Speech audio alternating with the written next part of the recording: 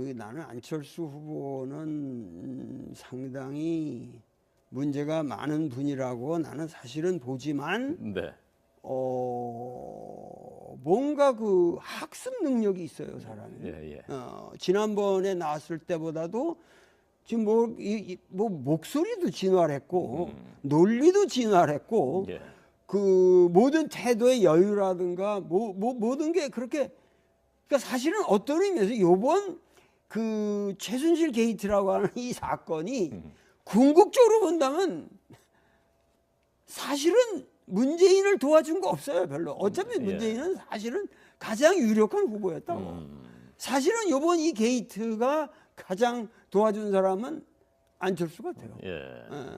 그 문제가 있는 것 같다고 하셨던 거에서 선생님이 생각하시는 그 안철수의 문제는 원래 있었던 문제는 어떤 걸 말씀하시는 겁니까?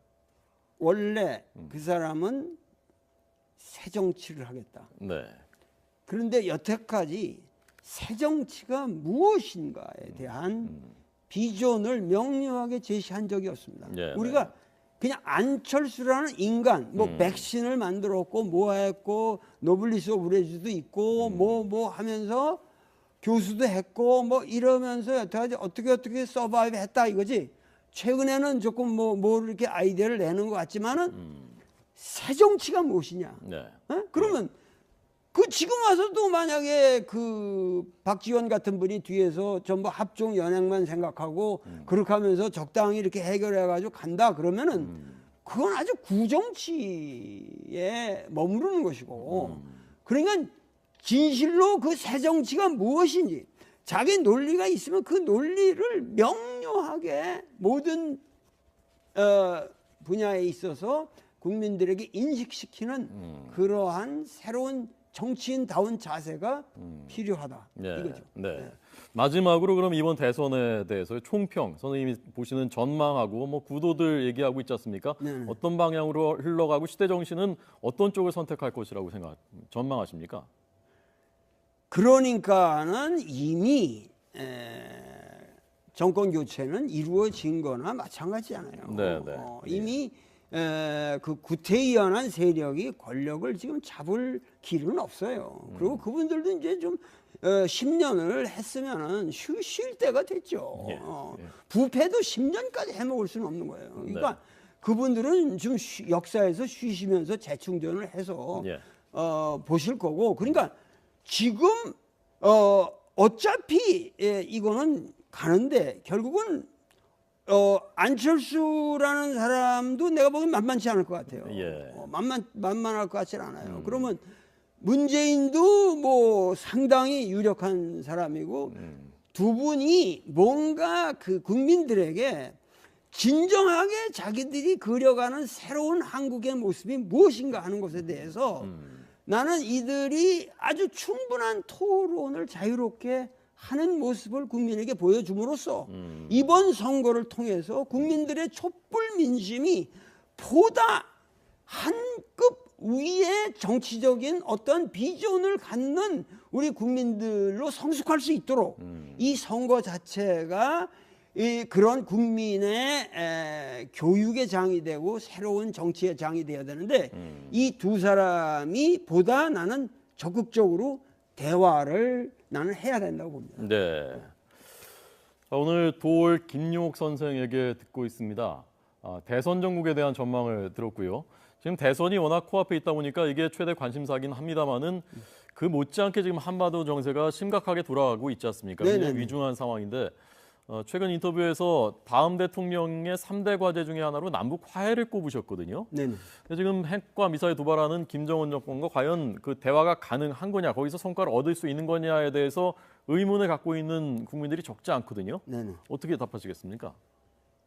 어떠한 경우에도 우리 문제는 남북 화해가 없이는 아무것도 풀리질 않습니다. 본질적인 문제가 해결이 안 됩니다. 언제나 결국 우리가 한 집안에서 내가 형하고 계속 싸우고 있다면 우리 집은 패망할 집안이지, 그게 밖에서 볼 적에 뭐 쉽게 조작도 가능하고 이간질도 가능하고 그렇게 되기 때문에 경제든지 군사든지 정치든지 외교든지 모든 문제에 있어서 남북 문제가 해결되지 않으면 근본적인 해결은 없는데 네. 여태까지 우리나라의 모든 해방 후의 모든 보수 세력들이 국민들을 기만해 왔단 말이에요. 왜냐하면 이 북한이 있어야만 자기들의 보수 정치라고 하는 것이 그 입지가 서기 때문에. 네. 그런데 어떠한 경우에도 내가 말하는 것은 남북 화해라는 말을 쓰지 난 남북 통일이라는 말을 안 쓰고 있거든요.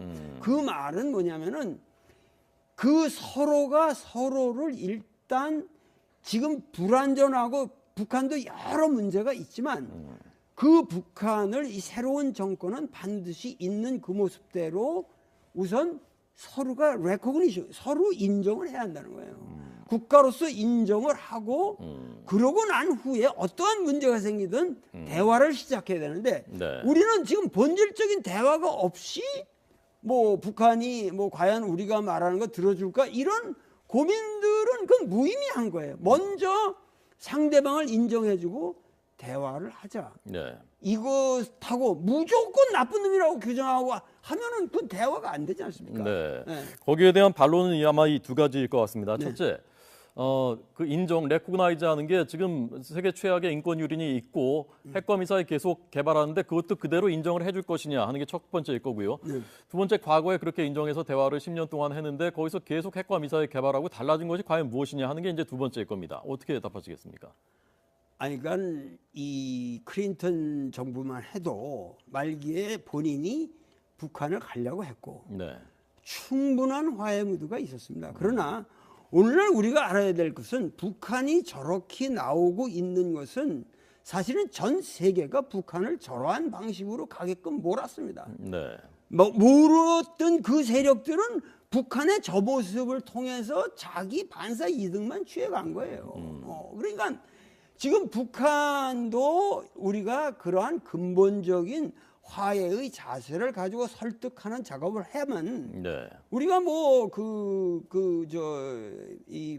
소위 그 김대중 정권 때 뭐에 햇볕 정책. 햇볕 정책이라고 하는 것도 뭐 불과 얼마 전이었고 그러니까 그런 새로운 방식으로 계속해서 북한을 달래고 그들이 세계 시민으로서 떳떳하게 나올 수 있도록 만드는 노력을 해보지도 않은 상황에서 북한을 잠깐만 그렇게 규정하고 들어가면은 네. 우리 민족은 점점 세계사에서 손해만 본다는 거예요. 예.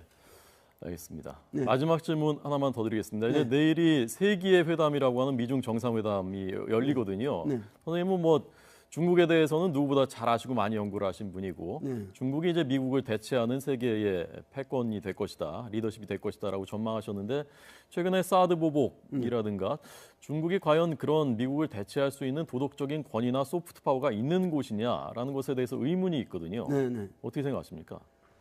저는 1차적으로 그 시진핑을 내가 만난다면 이제 설득을 해주고 싶어요. 왜냐면은 당신이 원하는 것은 세계 평화고 본질적으로 중국이 세계에서 새로운 위상을 갖는 건데 그 쪼잔하게 한국에 무슨 저 관광인이 뭐 경제 그런 조치를 해가지고 그런 방식은 나는 옳지 않다고 보고 네. 그건 얼마든지 설득을 하면 그들도 그 시인할 겁니다. 근데 문제는 사드 같은 것만 해도 우리가 지금 설치하려고 애를 쓸 게 아니라 미국에 대해서도 이러한 문제는 우리가 북한을 압박하는 수단이 결국 사드가 될 수가 없다고 하는 것을 네. 설득할 수가 있고 그리고 그렇게 해서 중국도 중국 나름대로 왜 사드를 그렇게 열렬하게 반대하는지 그 중국의 입장을 우리한테 충분히 전달하는 과정도 없었고 그렇기 때문에 사드 같은 문제는 될 수 있는 대로 천천히 우리가 놓고 생각합시다.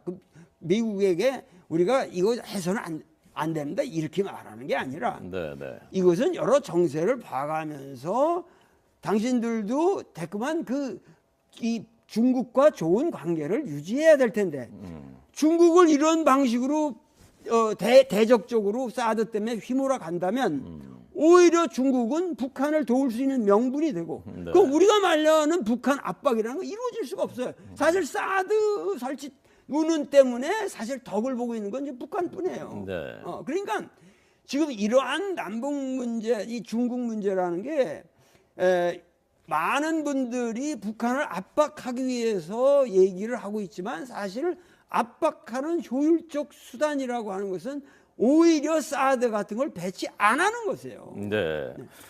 알겠습니다. 오늘 김용욱 선생에게 들었고요. 다음에는 이제 2022년 대선 때 나오지 마시고 그 전에도 또 좀 나오셔서 여러 고견들 들려주시기 바랍니다. 건강하시고요.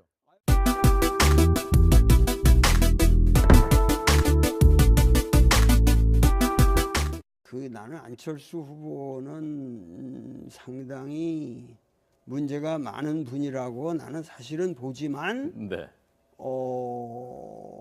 뭔가 그 학습 능력이 있어요, 사람이. 예. 지난번에 나왔을 때보다도 지금 뭐 목소리도 진화했고 논리도 진화했고 예. 그 모든 태도의 여유라든가 모든 게 그렇게, 그러니까 사실은 어떤 의미에서 요번 그 최순실 게이트라고 하는 이 사건이 궁극적으로 본다면 사실은 문재인을 도와준 거 없어요, 별로. 어차피 문재인은 사실은 가장 유력한 후보였다고. 사실은 요번 이 게이트가 가장 도와준 사람은 안철수 같아요. 그 문제가 있는 것 같다고 하셨던 거에서 선생님이 생각하시는 그 안철수의 문제는 원래 있었던 문제는 어떤 걸 말씀하시는 겁니까? 원래 그 사람은 새 정치를 하겠다. 네. 그런데 여태까지 새 정치가 무엇인가에 대한 비전을 명료하게 제시한 적이 없습니다. 우리가 그냥 안철수라는 인간, 뭐 백신을 만들었고 뭐 했고 노블리스 오브레즈도 있고 뭐 하면서 교수도 했고 뭐 이러면서 여태까지 어떻게 서바이브 했다 이거지. 최근에는 조금 뭐 이렇게 아이디어를 내는 것 같지만은 새 정치가 무엇이냐? 그러면 그 지금 와서도 만약에 그 박지원 같은 분이 뒤에서 전부 합종 연행만 생각하고 그렇게 하면서 적당히 이렇게 해결해가지고 간다 그러면은 그 입지가 서기 때문에. 그런데 어떠한 경우에도 내가 말하는 것은 남북 화해라는 말을 쓰지 난 남북 통일이라는 말을 안 쓰고 있거든요. 그 말은 뭐냐면은 그 서로가 서로를 일단 지금 불안전하고 북한도 여러 문제가 있지만 그 북한을 이 새로운 정권은 반드시 있는 그 모습대로 우선 서로가 레코그니션, 서로 인정을 해야 한다는 거예요. 국가로서 인정을 하고 그러고 난 후에 어떠한 문제가 생기든 대화를 시작해야 되는데 우리는 지금 본질적인 대화가 없이 뭐 북한이 뭐 과연 우리가 말하는 거 들어줄까 이런 고민들은 그건 무의미한 거예요. 먼저 상대방을 인정해주고 대화를 하자. 이것하고 무조건 나쁜 놈이라고 규정하고 하면은 그 대화가 안 되지 않습니까? 거기에 대한 반론은 아마 이 두 가지일 것 같습니다. 첫째, 그 인정, 레코그나이즈하는 게 지금 세계 최악의 인권 유린이 있고 핵과 미사일 계속 개발하는데 그것도 그대로 인정을 해줄 것이냐 하는 게 첫 번째일 거고요. 두 번째, 과거에 그렇게 인정해서 대화를 10년 동안 했는데 거기서 계속 핵과 미사일 개발하고 달라진 것이 과연 무엇이냐 하는 게 이제 두 번째일 겁니다. 어떻게 답하시겠습니까? 아니, 그러니까 이 클린턴 정부만 해도 말기에 본인이 북한을 가려고 했고 충분한 화해 무드가 있었습니다. 그러나 오늘날 우리가 알아야 될 것은 북한이 저렇게 나오고 있는 것은 사실은 전 세계가 북한을 저러한 방식으로 가게끔 몰았습니다. 몰았던 그 세력들은 북한의 저 모습을 통해 아주 구정치에 머무르는 것이고 그러니까 진실로 그 새 정치가 무엇인지 자기 논리가 있으면 그 논리를 명료하게 모든 분야에 있어서 국민들에게 인식시키는 그러한 새로운 정치인다운 자세가 필요하다. 이거죠. 마지막으로 그럼 이번 대선에 대해서 총평, 선생님이 보시는 전망하고 뭐 구도들 얘기하고 있지 않습니까? 어떤 방향으로 흘러가고 시대 정신은 어떤 쪽을 선택할 것이라고 전망하십니까? 그러니까는 이미 정권 교체는 이루어진 거나 마찬가지잖아요. 이미 그 구태의연한 세력이 권력을 지금 잡을 길은 없어요. 그리고 그분들도 이제 좀 10년을 했으면은 쉴 때가 됐죠. 예. 부패도 10년까지 해먹을 수는 없는 거예요. 그러니까 그분들은 좀 역사에서 쉬시면서 재충전을 해서 예. 보실 거고, 그러니까 지금 어차피 이거는 가는데 결국은 안철수라는 사람도 내가 보기엔 만만치 않을 것 같아요. 예. 만만할 것 같지는 않아요. 그러면 문재인도 뭐 상당히 유력한 사람이고 두 분이 뭔가 그 국민들에게 진정하게 자기들이 그려가는 새로운 한국의 모습이 무엇인가 하는 것에 대해서 나는 이들이 아주 충분한 토론을 자유롭게 하는 모습을 국민에게 보여줌으로써 이번 선거를 통해서 국민들의 촛불 민심이 보다 한 급 위의 정치적인 어떤 비전을 갖는 우리 국민들로 성숙할 수 있도록 이 선거 자체가 그런 국민의 교육의 장이 되고 새로운 정치의 장이 되어야 되는데 이 두 사람이 보다 나는 적극적으로 대화를 나는 해야 된다고 봅니다. 네. 자, 오늘 도올 김용옥 선생에게 듣고 있습니다. 대선 전국에 대한 전망을 들었고요. 지금 대선이 워낙 코앞에 있다 보니까 이게 최대 관심사긴 합니다만은 그 못지않게 지금 한반도 정세가 심각하게 돌아가고 있지 않습니까? 굉장히 위중한 상황인데 최근 인터뷰에서 다음 대통령의 3대 과제 중에 하나로 남북 화해를 꼽으셨거든요. 네네. 지금 핵과 미사일 도발하는 김정은 정권과 과연 그 대화가 가능한 거냐, 거기서 성과를 얻을 수 있는 거냐에 대해서 의문을 갖고 있는 국민들이 적지 않거든요. 네네. 어떻게 답하시겠습니까? 어떠한 경우에도 우리 문제는 남북 화해가 없이는 아무것도 풀리질 않습니다. 본질적인 문제가 해결이 안 됩니다. 언제나 결국 우리가 한 집안에서 내가 형하고 계속 싸우고 있다면 우리 집은 패망할 집안이지, 그게 밖에서 볼 적에 뭐 쉽게 조작도 가능하고 이간질도 가능하고 그렇게 되기 때문에 경제든지 군사든지 정치든지 외교든지 모든 문제에 있어서 남북 문제가 해결되지 않으면 근본적인 해결은 없는데 네. 여태까지 우리나라의 모든 해방 후의 모든 보수 세력들이 국민들을 기만해 왔단 말이에요. 왜냐하면 이 북한이 있어야만 자기들의 보수 정치라고 하는 것에서 자기 반사 이득만 취해간 거예요. 그러니까 지금 북한도 우리가 그러한 근본적인 화해의 자세를 가지고 설득하는 작업을 하면 네. 우리가 뭐 소위 그 김대중 정권 때 뭐에 햇볕 정책. 햇볕 정책이라고 하는 것도 뭐 불과 얼마 전이었고, 그러니까 그런 새로운 방식으로 계속해서 북한을 달래고 그들이 세계 시민으로서 떳떳하게 나올 수 있도록 만드는 노력을 해보지도 않은 상황에서 북한을 자꾸만 그렇게 규정하고 들어가면은 네. 우리 민족은 점점 세계사에서 손해만 본다는 거죠. 예. 알겠습니다. 네. 마지막 질문 하나만 더 드리겠습니다. 이제 내일이 세기의 회담이라고 하는 미중 정상회담이 열리거든요. 네. 선생님은 뭐 중국에 대해서는 누구보다 잘 아시고 많이 연구를 하신 분이고 네. 중국이 이제 미국을 대체하는 세계의 패권이 될 것이다, 리더십이 될 것이다라고 전망하셨는데 최근에 사드 보복이라든가 중국이 과연 그런 미국을 대체할 수 있는 도덕적인 권위나 소프트 파워가 있는 곳이냐라는 것에 대해서 의문이 있거든요. 네. 어떻게 생각하십니까? 저는 1차적으로 그 시진핑을 내가 만난다면 이제 설득을 해주고 싶어요. 왜냐하면은 당신이 원하는 것은 세계 평화고 본질적으로 중국이 세계에서 새로운 위상을 갖는 건데 그 쪼잔하게 한국에 무슨 저 관광인이 뭐 경제 그런 조치를 해가지고